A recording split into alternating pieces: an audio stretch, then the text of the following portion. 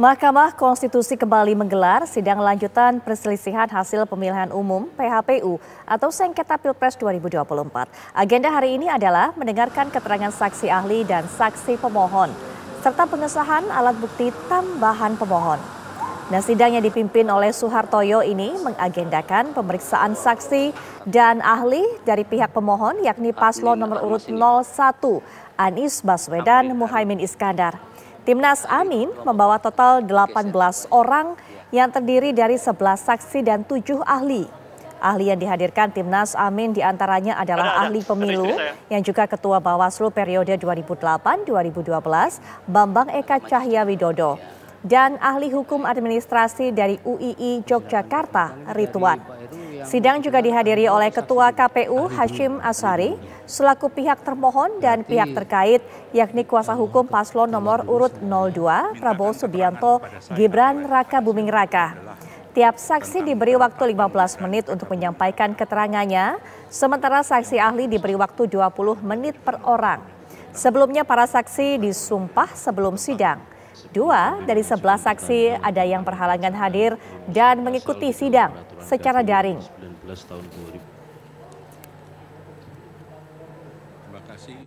Terima kasih yang mulia. Dari pihak terkait hadir kuasa hukumnya. Mantan Ketua Bawaslu Bambang Eka Cahya menilai Komisi Pemilihan Umum atau KPU tidak taat dengan proses penyelenggaraan pemilu yang jujur dan adil terkait pendaftaran Gibran Raka Buming Raka. Pasalnya KPU belum mengubah peraturan nomor 19 tahun 2023 yang mengatur batas minimal Capres-Cawapres yakni 40 tahun saat masa pendaftaran Capres-Cawapres. Penetapan Gibran melanggar hukum dan konstitusi. Relasinya adalah bahwa pasal 22E itu mengatur asas pemilu langsung, umum, bebas, rahasia, jujur, dan adil. Tindakan yang dilakukan oleh KPU itu mengingkari asas jujur dan adil terhadap proses verifikasi itu. Karena ada kebenaran yang tidak disampaikan dalam proses verifikasi itu, yaitu bahwa peraturan KPU belum dirubah. Sehingga ketika itu dijadikan dasar, maka putusan itu sudah tidak jujur, tidak sesuai dengan faktanya.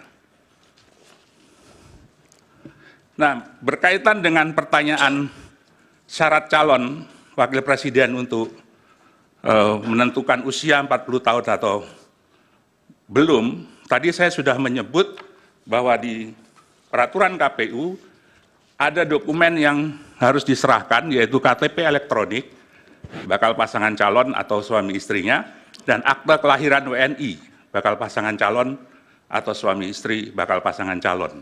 Saya kira itu menjawab kebutuhan terhadap verifikasi dokumen yang diajukan.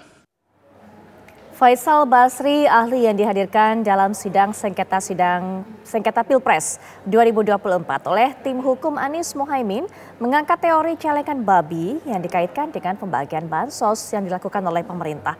Namun, pernyataan tersebut kemudian dipertanyakan oleh tim kuasa hukum Prabowo Gibran yang menilai tidak ada yang salah dalam pembagian bansos yang sudah disepakati oleh pemerintah dan DPR.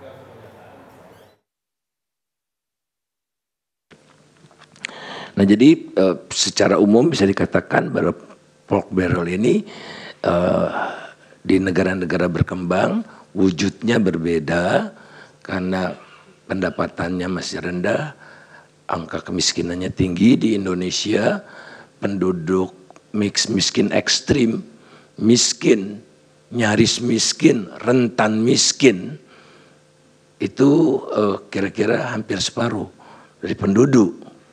Jadi santapan yang memang ada di depan mata para politisi, karena mereka lebih sensitif tentu saja terhadap pembagian sejenis bansos, utamanya bansos yang bansos yang ad hoc sifatnya.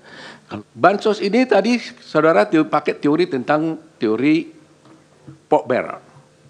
Yang mana tadi diceritakan di luar negeri itu adalah dilakukan oleh beberapa senator dan sebagainya. Sedangkan di sini ini adalah pemilihan presiden.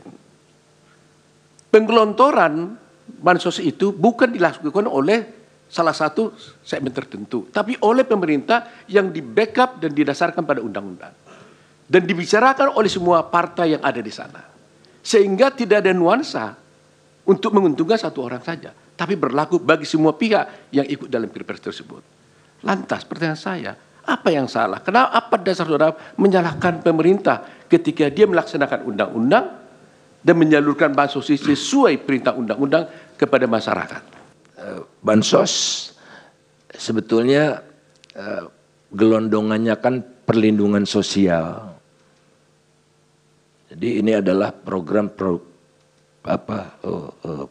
social protection. Jadi ini bukan, kalau bansos itu seolah-olah belas kasihan, kemurah hatian.